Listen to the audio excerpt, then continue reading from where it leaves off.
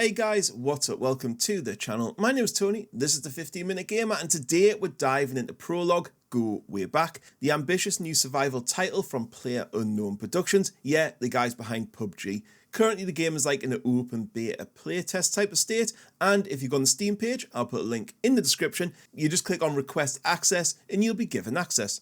Before we get into it though, if you fancy grabbing yourself a Pimax VR headset, some new games, or protecting yourself online, check the comments and description below. I've dropped links for Pimax, Greenman Gaming and NordVPN affiliate links down there, and you'll be helping the channel out. So what is Prologue Go Wayback trying to be? It's not a narrative driven game, well not yet. Instead the goal is survival. You're dropped into a procedurally generated wilderness and you must traverse from the start point to a distant weather tower. Every world is unique thanks to their in-house machine learning and procedural generation system. Time of day, weather changes, rain, snow and storms, temperature, body heat systems, foraging, water, shelter mechanics all play a role. The devs are kind of framing this prologue as the first in a larger plan. It's called Project Artemis. Basically they want a world scale with millions of people playing survival online. You must manage temperature, hunger, thirst, and in the future, probably other kind of states. The cold weather system is impactful. You've got snow, blizzards, rain, storm, and they all affect how quickly you'll lose your body heat or how well your fire or shelter works. You might get like really wet and then you're losing loads of body heat. Then you have to like scavenge for wood and stuff to make a fire or risk freezing. It does force meaningful choices. Because the maps change, you can't rely on like a known route. You need to adapt to the terrain and weather. However, I would say because of the RNG of it, at times these systems do feel a little bit punishing without enough margin for error. That you can be screwed super quick.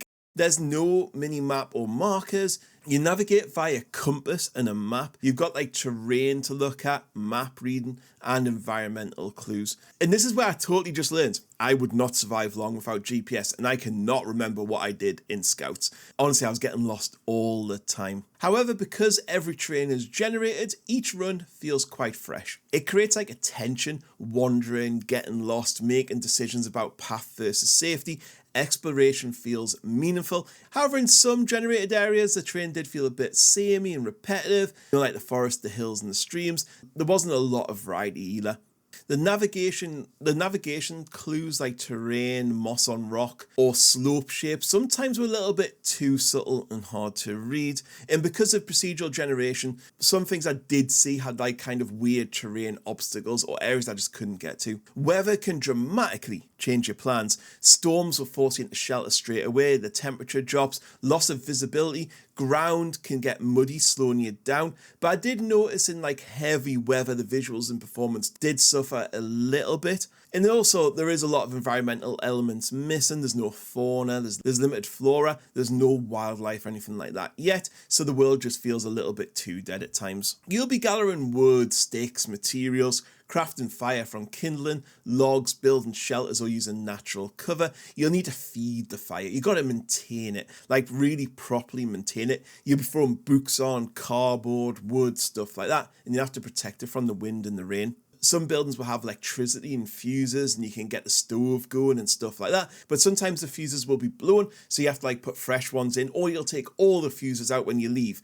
to take to the next house so that one can have electricity. Building and maintaining the fire feels really satisfying when it works, especially when you're really cold. And choosing when to pause, rest and shelter versus push forward is a real choice you have to make quite often.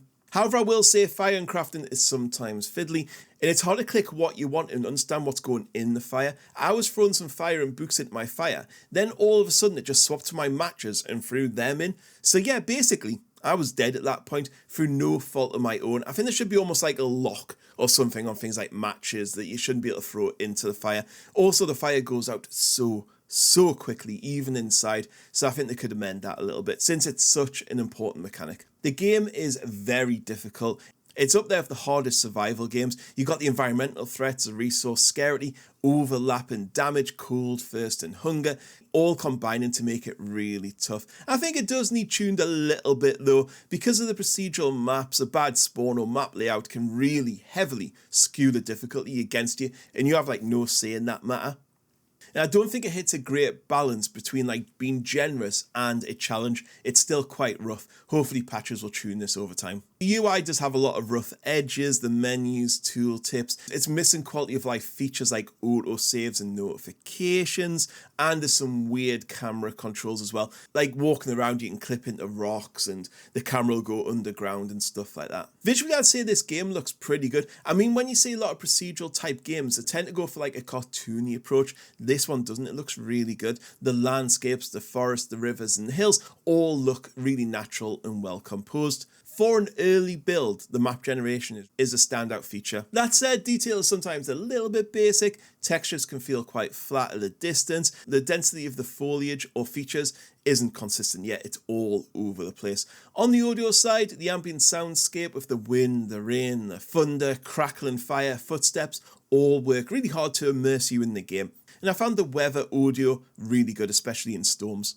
So in conclusion, I think this is a bold, ambitious survival game. The tech demo is a little bit rough in places, as you'd expect. You know, you've got so many punishing systems all in one game, but the core ambition and the possibilities of what this could achieve really shine through. If the devs can keep refining the balance, expand the biomes, polish the crafting, the UI, add fauna and wildlife, and make the performance run well all the time, this could really turn out as one of the standout survival games in this genre. But you know what, they're onto a really good track here and I can't wait to play it when it comes out. Anyways, that's all I have to say on this one. Don't forget to drop this video a like, hit that subscribe button for more quick reviews, and I'll catch you all in the next video. Goodbye.